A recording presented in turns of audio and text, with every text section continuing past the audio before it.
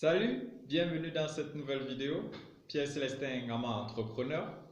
Cette semaine, nous allons parler d'un thème ou bien nous aurons pour exercice, justement, nous allons pratiquer l'écoute, le silence. Donc, nous allons apprendre comment le pouvoir du silence d'écouter pour un entrepreneur.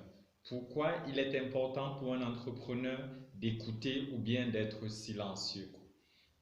Donc, la première des choses que vous devez savoir, c'est que être silencieux ou bien savoir écouter, c'est premièrement une force.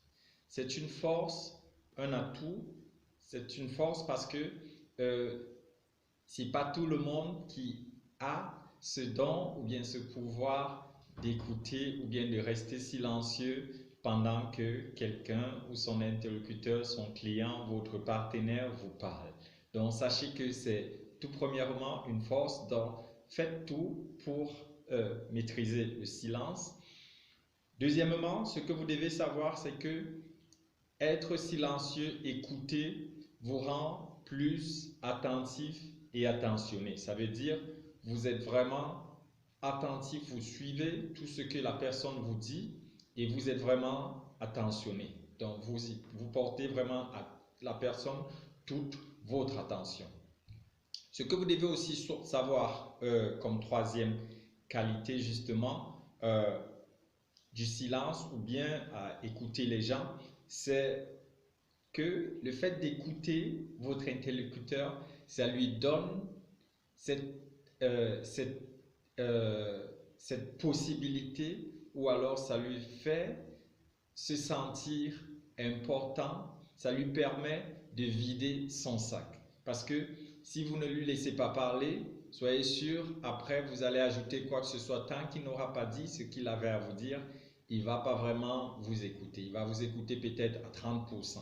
Donc ça veut dire, il faut comme troisième qualité du silence, ou du silence ou de l'écoute, il faut le laisser parler parce que ça lui donne cette impression d'être important, ça lui permet de vider son sac entièrement. D'autre part aussi, quatrièmement, ce que vous devez comprendre, ce que vous devez savoir, c'est que le fait d'écouter ou d'être silencieux, non seulement vous êtes attentionné ou bien vous donnez à la personne la possibilité justement de vider son sac, mais ça vous permet de mieux le connaître, de mieux connaître votre client, de mieux le comprendre, le cerner, parce que dites-vous, s'il ne vous dit rien, si un client ne vous dit rien, vous ne saurez rien. Donc, pour qu'il puisse vous dire quelque chose, il faut le laisser parler, il faut l'écouter.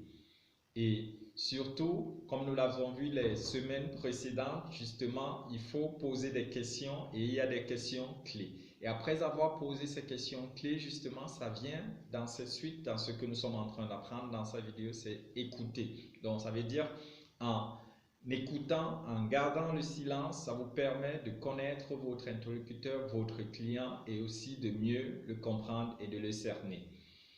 Cinquièmement aussi, ce que vous devez savoir, c'est que le silence ou l'écoute vous rendra toujours intéressant. Il ne faut pas croire que c'est toujours parce que vous bavardez, vous racontez, vous êtes le plus bavard dans une soirée ou bien dans un entretien que vous êtes le plus intéressant. Non, normalement, c'est quand vous vous entretenez avec des gens et vous les laissez le plus parler, c'est où ils vous trouvent intéressant parce qu'ils sauront qu'en vous, ils ont trouvé quelqu'un qui les écoute et non quelqu'un qui va leur raconter beaucoup de choses. Parce que les gens, en principe, ils veulent plus parler d'eux que de vous écouter. Donc, vous, en tant qu'entrepreneur, c'est normal de savoir que vous devez plus écouter que parler.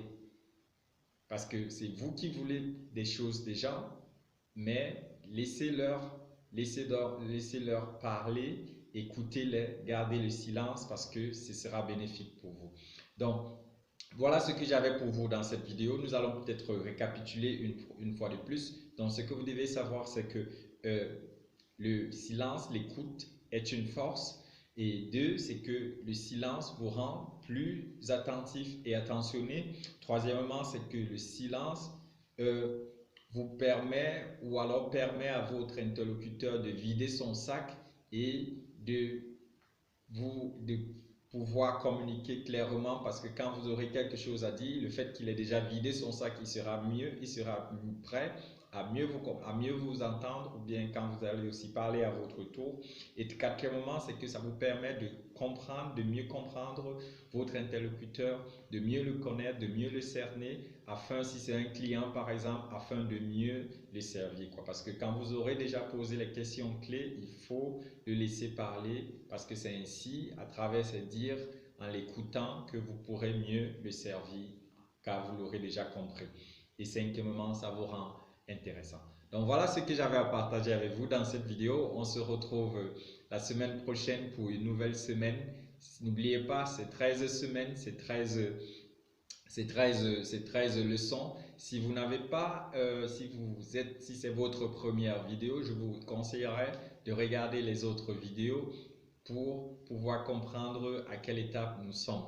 Ok, on se retrouve à la prochaine vidéo. Pierre-Célestin Ngama, entrepreneur, de ma vie d'entrepreneur de A à Z. Vivez vous aussi, vous pouvez devenir entrepreneur.